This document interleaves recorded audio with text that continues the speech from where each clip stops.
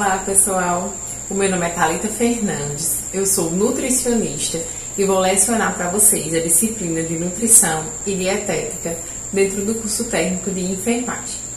Diante de todo esse quadro da pandemia, nós não podemos ter aulas presenciais, os nossos encontros serão virtuais. Na nossa disciplina nós teremos 4 encontros. Esses encontros vão ser divididos em algumas temáticas e aí durante a exibição das aulas é preciso que vocês coloquem o nome de vocês lá no chat online para que eu possa contabilizar como presença e participação de vocês nas aulas. Eu vou ficar online com vocês durante a exibição das aulas, retirando qualquer dúvidas que vocês possam ter referente à disciplina. E no final de cada aula vai ser disponibilizado no e-mail de vocês atividades para que vocês possam fazer e me enviar para que contabilizem como uma nota, certo? E aqui estão os meus contatos, o meu e-mail, Thalita com Y Fernandes com Z no final, numeral 13@hotmail.com, e o meu telefone, que também é o meu WhatsApp, que vocês podem estar tirando dúvidas, entrar em contato comigo para qualquer coisa que vocês precisem referentes à disciplina de nutrição e dietética. Então, nós teremos 4 momentos na nossa disciplina. E aí, nesse primeiro momento, nós vamos uma introdução sobre a nutrição, sobre alguns conceitos que envolvem a nutrição e a classificação desses alimentos. O segundo momento vai ser sobre a avaliação nutricional e desnutrição. O terceiro momento sobre dietoterapia e a terapia parenteral. E o quarto momento sobre a terapia nutricional enteral.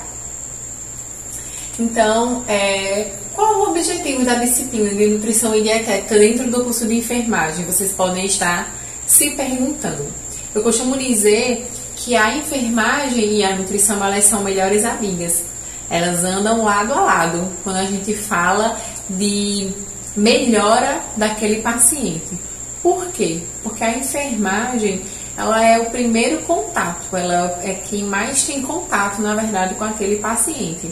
E aí, quando a gente trabalha dentro de uma equipe multiprofissional, é preciso que a gente saiba um pouquinho de cada área, saiba reconhecer, certo? O estado nutricional desse paciente, entender a importância da alimentação nos diferentes ciclos de vida, diferenciar os grupos alimentares, identificar os tipos de dieta, as vias de administração, sua associação com algumas patologias, aplicar os cuidados da enfermagem dentro da administração da nutrição parenteral e da nutrição enteral, certo?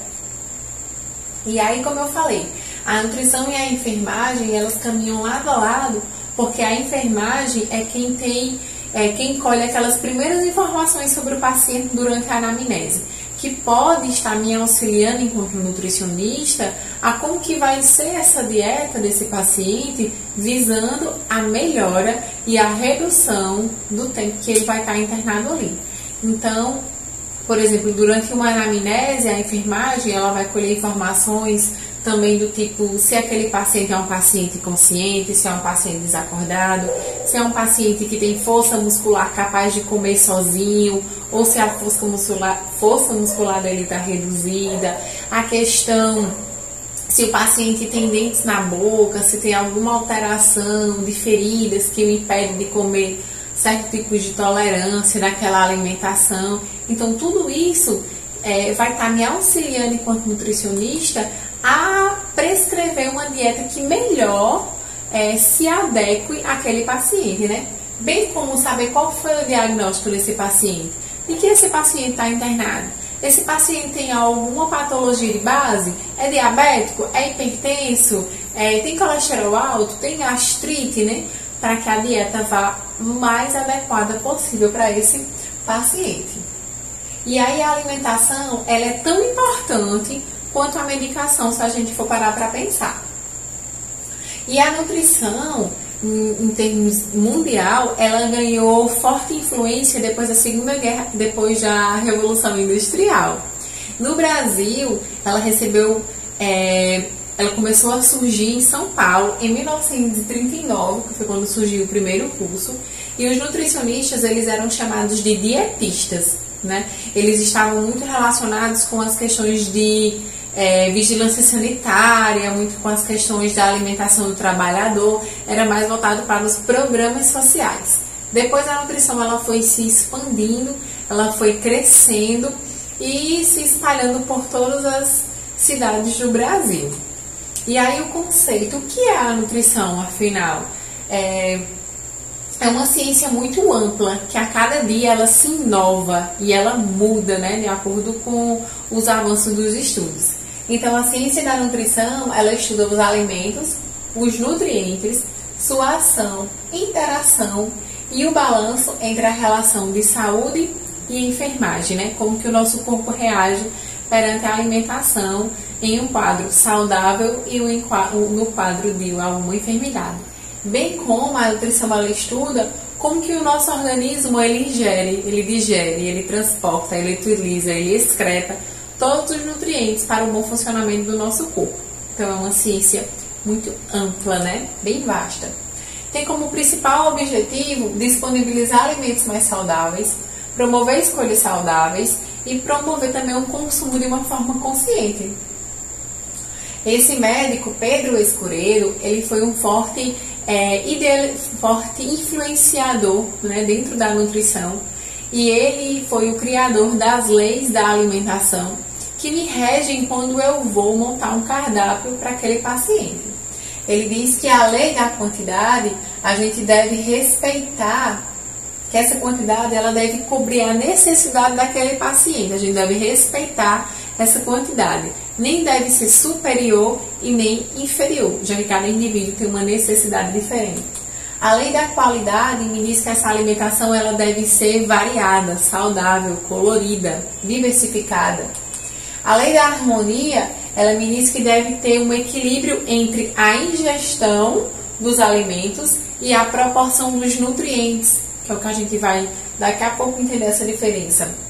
E a lei da adequação me diz que a alimentação deve estar adequada de acordo com cada ciclo de vida, porque cada ciclo existe uma necessidade diferente.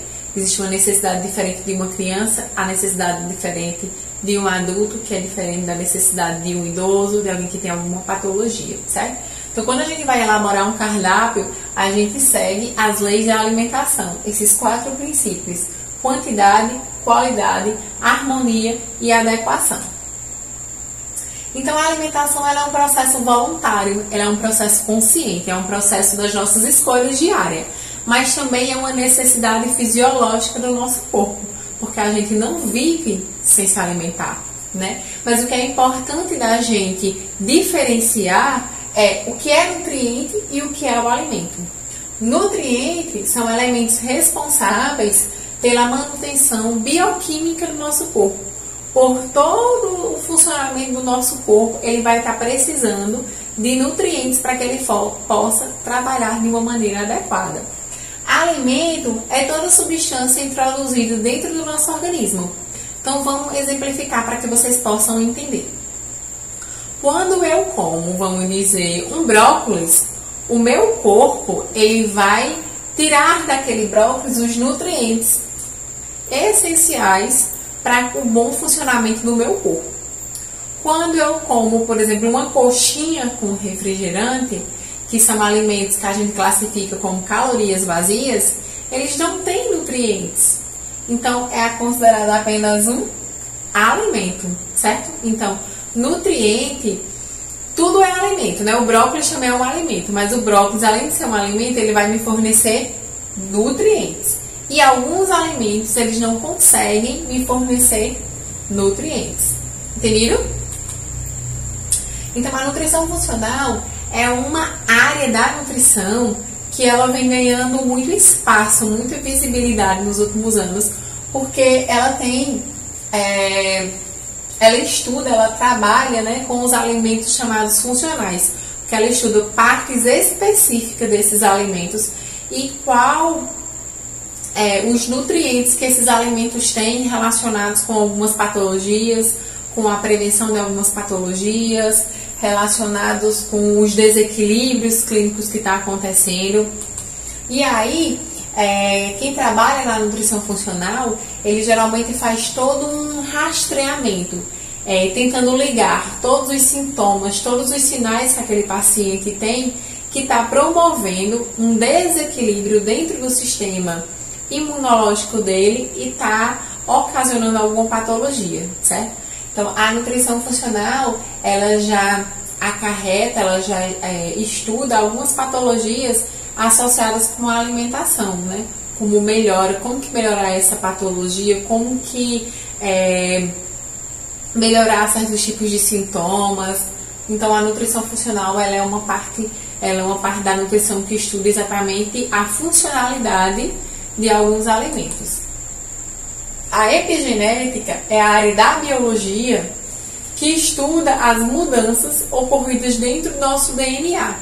E o que a nutrição tem a ver com a epigenética, Thalita? A nutrição tem tudo a ver com a epigenética, porque os estudos mostram que o nosso DNA ele pode sofrer alterações exatamente pelas nossas escolhas alimentares, pelas nossas escolhas em termos de atividade física, nossas atividades rotineiras. E essas alterações dentro do nosso DNA, ele pode ser passado por algumas gerações. Os estudos dizem que a criança, ainda dentro da barriga da mãe, ela consegue sentir o flavor dos alimentos. E o que é o flavor dos alimentos? É diferente de sabor. O flavor é uma predisposição aos sabores lá na primeira infância. A criança consegue sentir através do vínculo materno ainda na gravidez.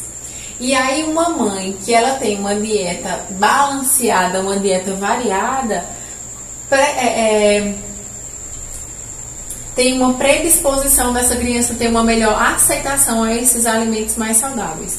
Bem como uma mãe que tem um consumo de alimentos apenas ricos em calorias vazias, essa criança também ela vai ter uma predisposição às escolhas mais desses alimentos.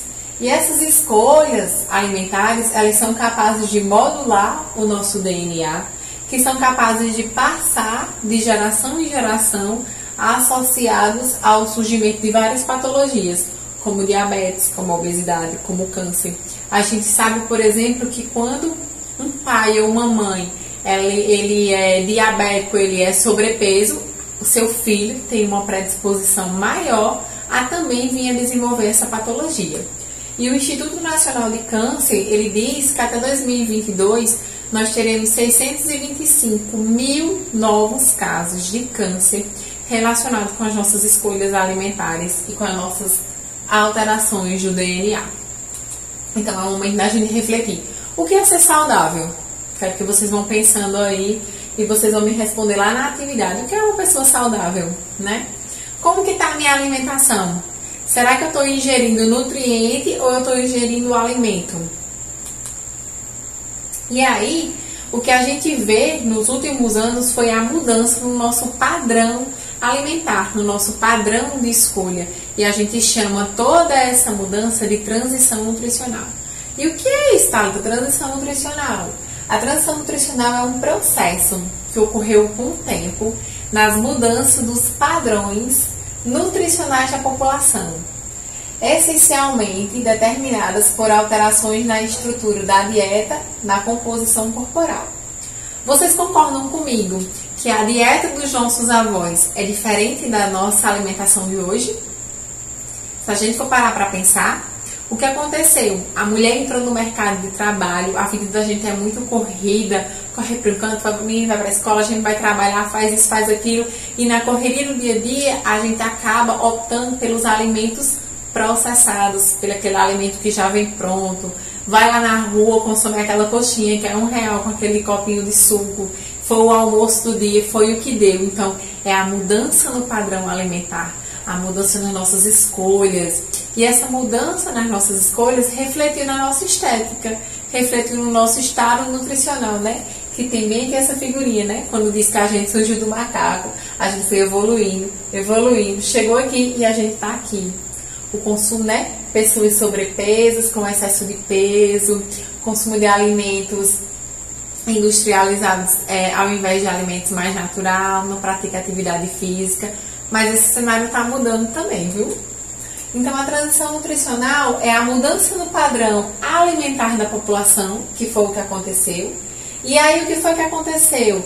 Diminuiu os números de desnutrição, que era um cenário que a gente tinha, muita desnutrição, e começou a aparecer o aumento da obesidade e das doenças crônicas, principalmente no cenário infantil, essa questão aqui, esse aumento da obesidade.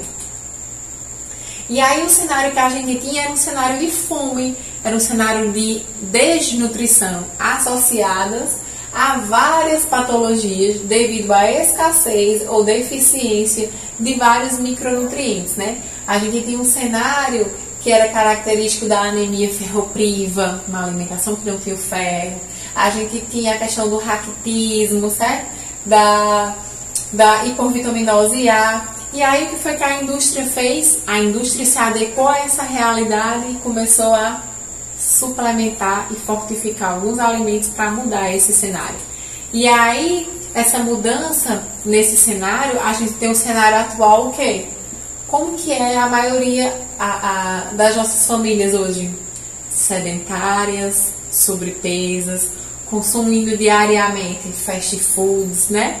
Em frente à televisão e tudo mais. O surgimento de doenças ainda na infância, que era mais comum na fase adulta, como o diabetes, como a hipertensão.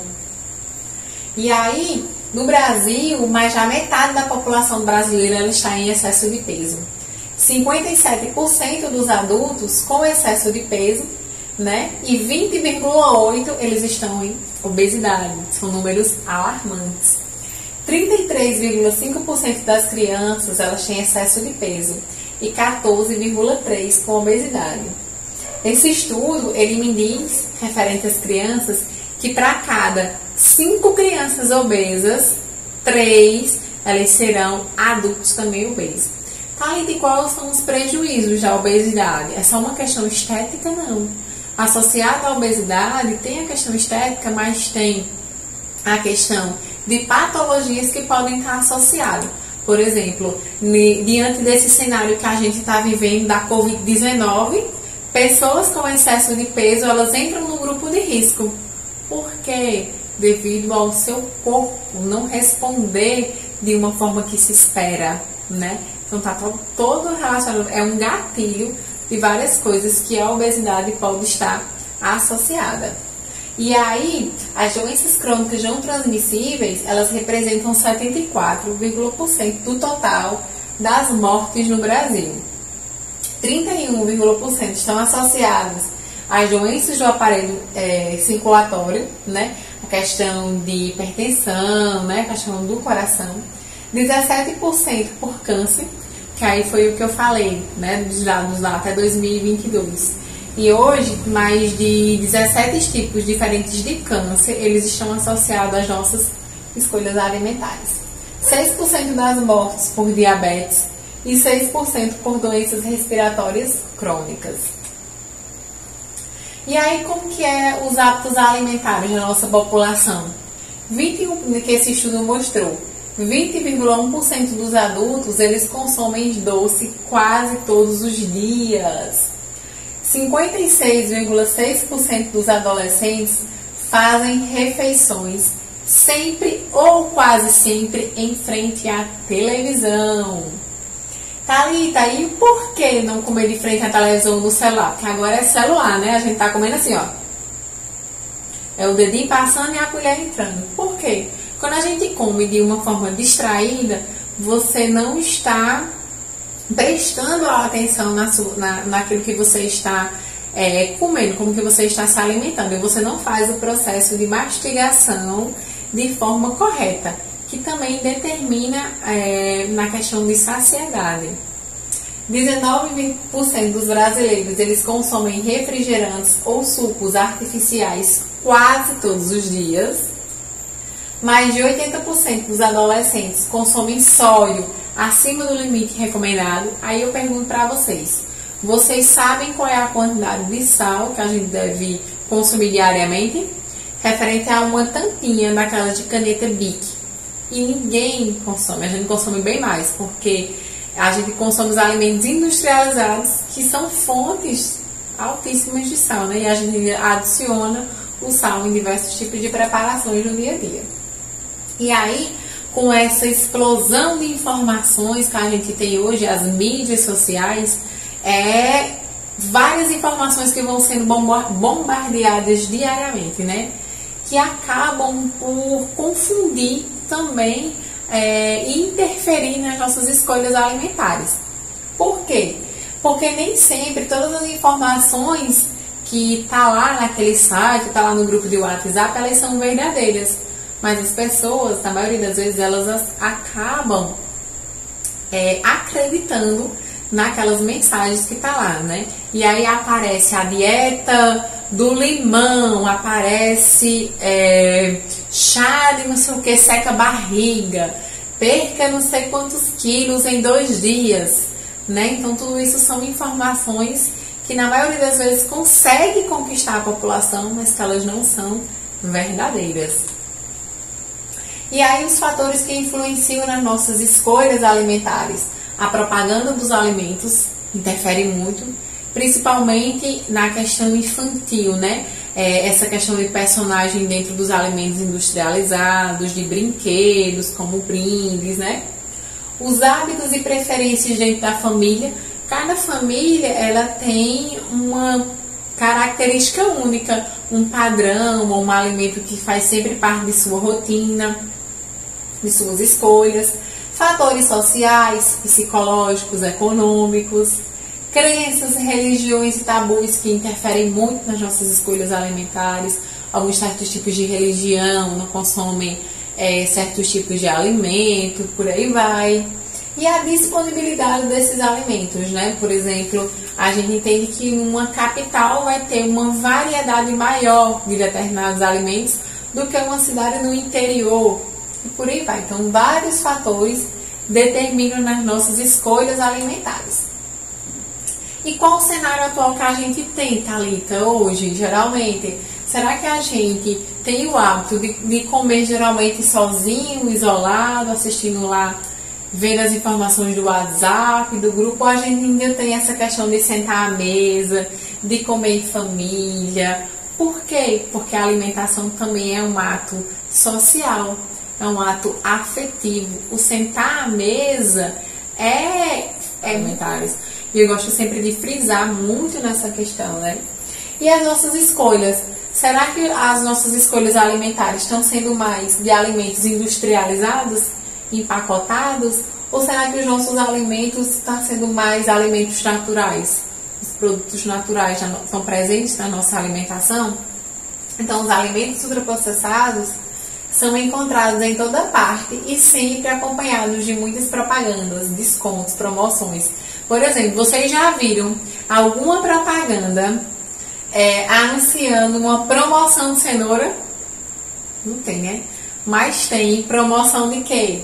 Vamos pensar aqui nos supermercados, de alimentos industrializados. Então, a competição entre os alimentos naturais e os alimentos industrializados é gigante.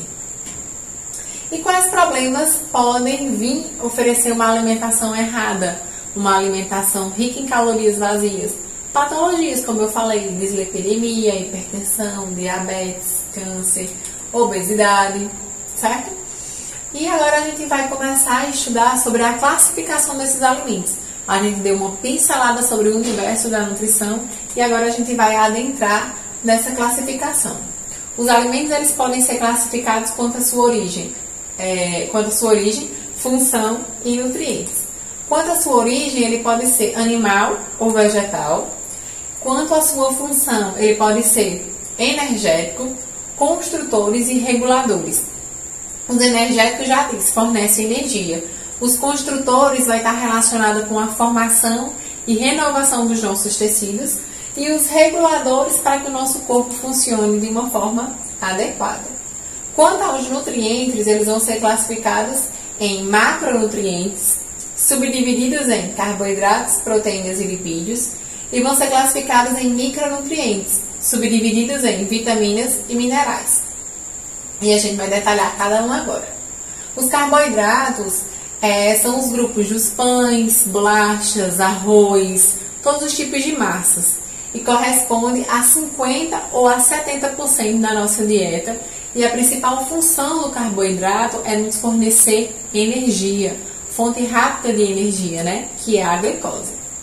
Existe uma parte específica que nós podemos encontrar tanto nas frutas e verduras como nos carboidratos, que é chamada de fibras, que exercem diversos benefícios no nosso organismo.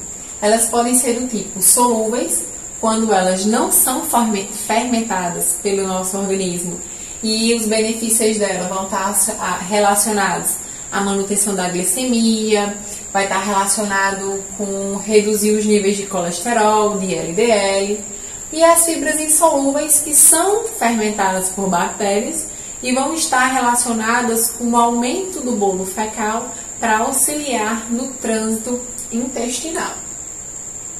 E aí as fibras, elas podem ser encontradas em diferentes alimentos de acordo com a sua classificação, certo? Como a gente está falando de carboidrato, por exemplo, a N-celulose é encontrada na aveia, que é uma fonte de carboidrato. Gomas também, que é outro tipo de fibras, encontradas também na aveia, na cevada. O amido resistente é encontrado em grãos, certo? E outros que são encontrados em vegetais, certo? Em vegetais maduros, em grãos, etc. O segundo grupo de macronutrientes, nós temos as proteínas. As proteínas, elas são responsáveis pelo crescimento e fortalecimento, digamos assim, de todo o tecido de sustentação do nosso corpo, né, que nos dá resistência.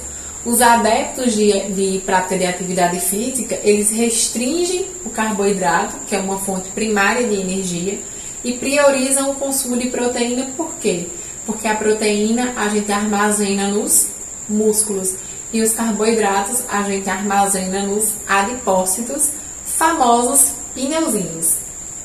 Então, as principais funções das proteínas vão ser estrutural, hormonal, imunológica, nutritiva, catalisadora, de defesa e de transporte.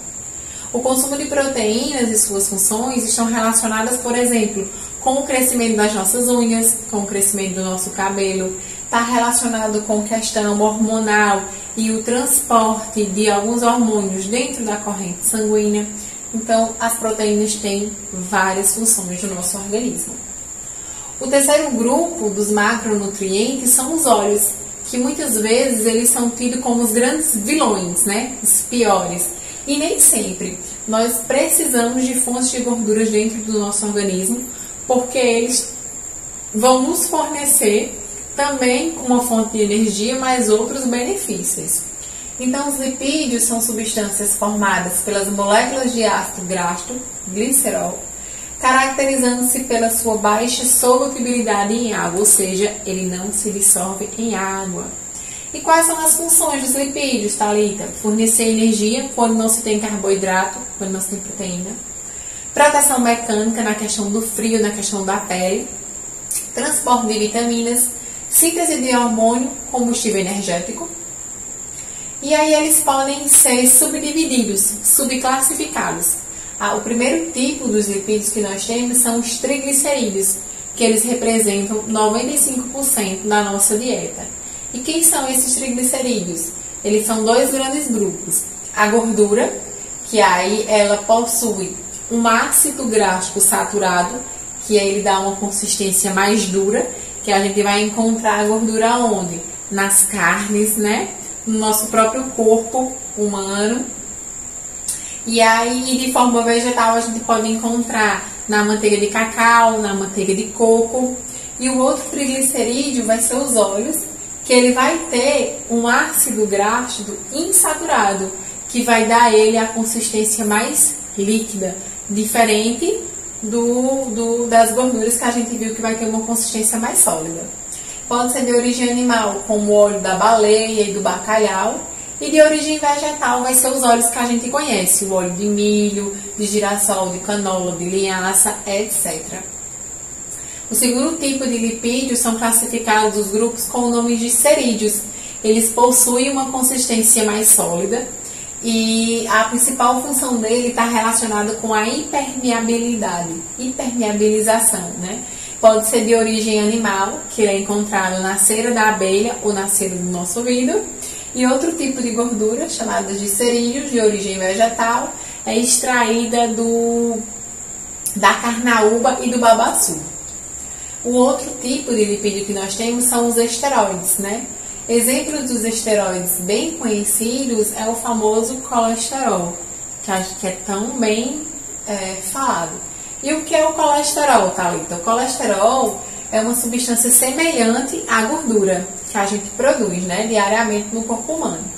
Só que o fígado, ele produz esse colesterol e ele filtra esse excesso de colesterol para que ele seja eliminado do nosso corpo.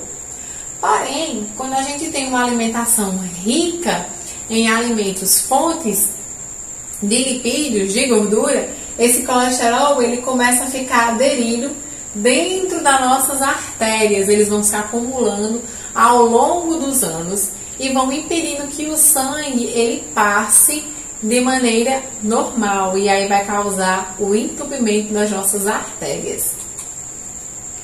E aí os tipos dessas lipoproteínas, quando a gente falou de colesterol, né?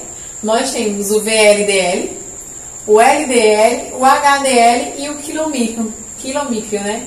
Que são os famosos colesterol ruim, né? LDL, e o colesterol bom, o HDL. Porque o que é que o HDL ele faz? O HDL, vamos dizer, ele é responsável por entupir as nossas artérias. E o HDL ele vem varrendo, ele vem limpando toda a nossa artéria com esse excesso de colesterol que está entupindo, que está impedindo que esse sangue passe fluentemente pela artéria, tá certo?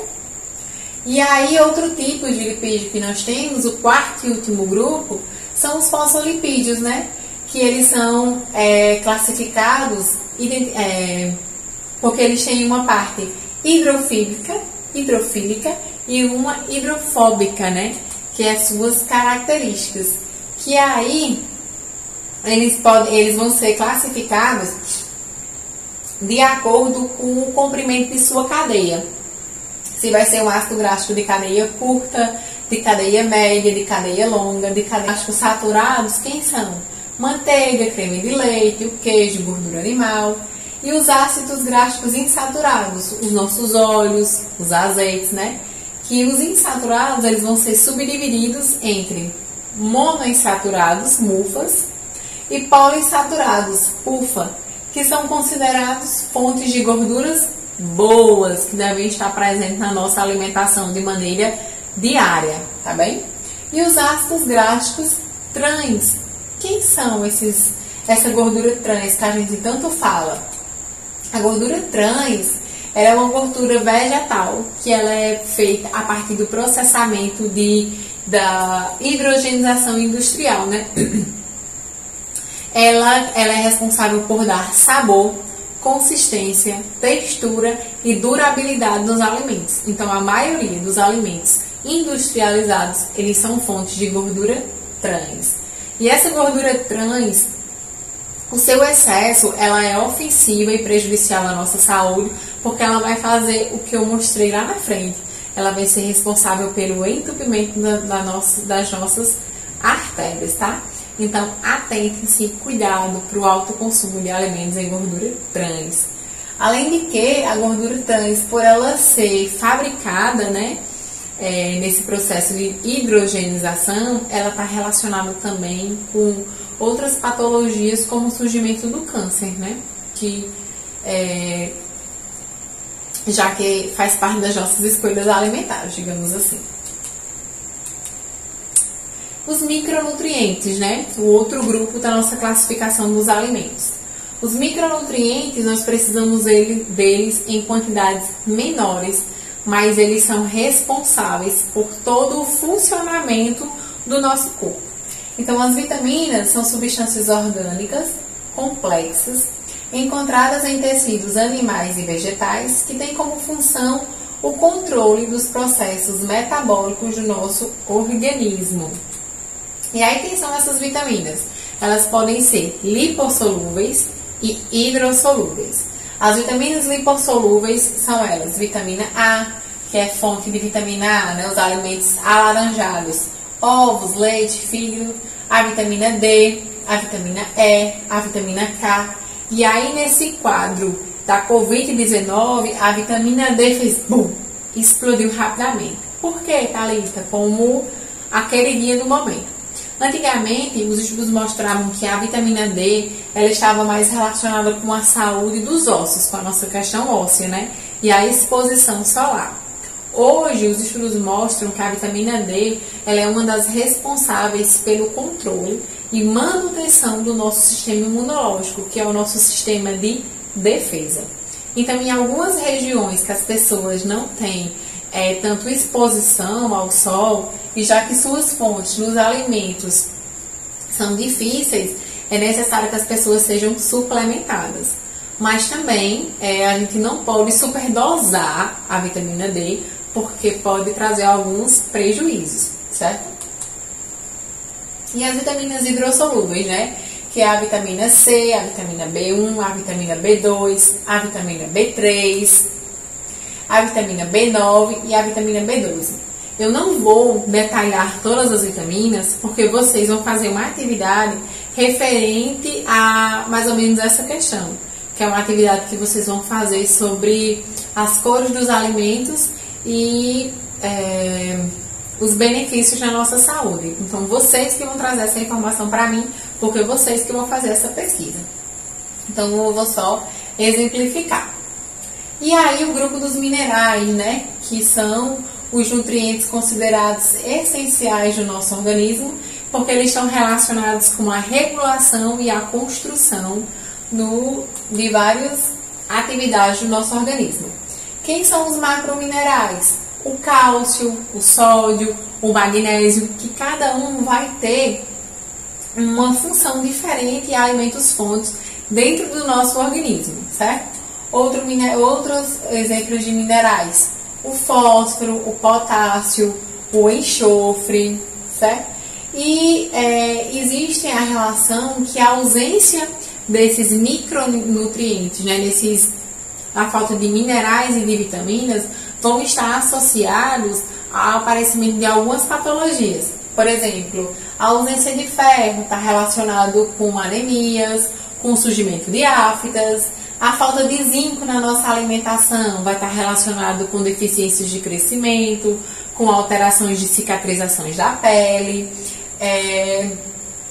O cálcio, por exemplo, está relacionado com a pressão arterial elevada, com câimbras. Então, a ausência desses nutrientes podem estar associados ao surgimento ou de sintomas ou de patologias. Por isso que quando a gente pensa em alimentação, essa alimentação ela deve estar adequada.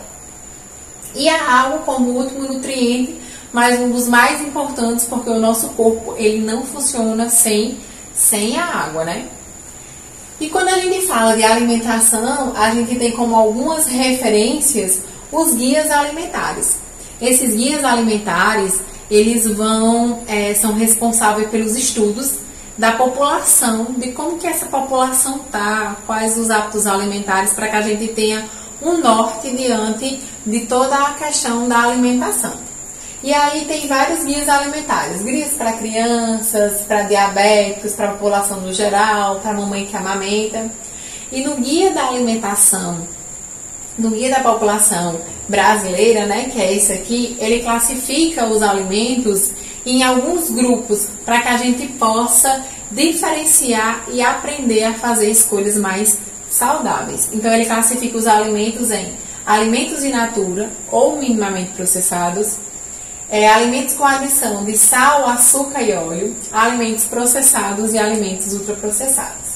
Os alimentos in natura são aqueles alimentos que são obtidos diretamente dos animais ou das plantas, que deve ser a base da nossa alimentação. Ele não teve nenhuma interferência da indústria.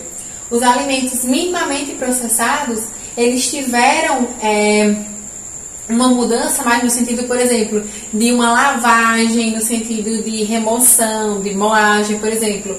O arroz, o feijão, ele é um alimento minimamente processado, que deve ser a base da nossa alimentação.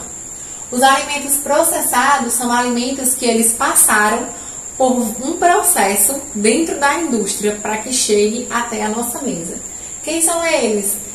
Legumes em caldas, a sardinha em lata, alguns tipos de queijo, certo? E os alimentos ultraprocessados, eles sofreram diversas modificações na indústria. Foi colocado vários aditivos, conservantes, para que eles tenham um alto tempo de vida na prateleira. E aí entra os refrigerantes, os biscoitos, macarrão instantâneo, a maioria dos nossos alimentos, que devem ser de consumo limitado, os alimentos processados e ultraprocessados. A seguir, eu coloco o consumo evitado. Então, vamos entender o que é essa classificação. Por exemplo, um abacaxi, do jeito que vem lá da plantação, ele é considerado um alimento in natura. Mas aí, esse abacaxi, ele foi cortado, né? E ele foi colocado dentro de uma latinha. Ele passou por um processo dentro da indústria. Então, ele é um alimento processado. Mas ainda ele sofreu outra modificação além desse aqui. Ele foi feito de suquinho. E aí colocou aditivo, colocou conservante, colocou várias coisas para que ele dure bem muito. Então, ele é um alimento ultraprocessado. Aqui, por exemplo, o trigo, né, o milho, ele é um alimento in natura. Ele sofreu apenas modificações como limpeza, moagem. O pão caseiro que a gente faz em casa, ou pão de padaria, ele é um alimento o quê? Processado. E aquele pãozinho que vem lá dentro de um saquinho, que ele tem uma vida de prateleira maior, ele é um alimento o quê? Ultraprocessado. Aqui agora com o iogurte, né? Por exemplo, uma vitamina que a gente faz em casa da fruta, leite e o morango. Ele é o quê? O morango, um alimento in natura. E aí, por exemplo, a geleia de morango que eu fiz em casa e adicionei açúcar para dar o ponto dessa geleia, teve uma modificação, já não é mais um morango, ele é um alimento processado. Ele sofreu uma adição de sal ou de açúcar. E esse chaminho que a gente chama o petit suisse, ele é um alimento o quê? Ultraprocessado, cheio de conservantes, cheio de aditivos, certo? E aí, qual deve ser a base da nossa alimentação? A base, a gente deve aprender a fazer escolhas dos alimentos in natura, né? Os alimentos processados e ultraprocessados, eles podem ser consumidos, mas não de uma maneira exagerada. A aula de hoje foi muitas informações, eu acho que vocês estão com medo, ansiosos, mas tenham calma, que a gente está aqui para ajudar vocês a enfrentarem esse momento. Como eu falei, é só entrar em contato comigo para qualquer dúvida. Se teve alguma parte na aula que você não entendeu, quer uma nova explicação, certo? É só falar comigo. Eu vou estar mandando no e-mail de vocês alguns artigos, algumas cartilhas, todo o material da aula eu vou disponibilizar para vocês. Vou disponibilizar também os slides, tá certo? E vou estar enviando a atividade para que vocês possam fixar tudo que a gente falou. Na próxima aula, a temática da gente vai ser dietoterapia. Não, a nossa próxima aula, na verdade, ela vai ser sobre a avaliação nutricional e desnutrição, tá bem? E mais uma vez aqui, o meu contato, né, o meu e-mail e o meu WhatsApp. Desejo para vocês uma boa semana e até o nosso próximo encontro. Tchau, tchau!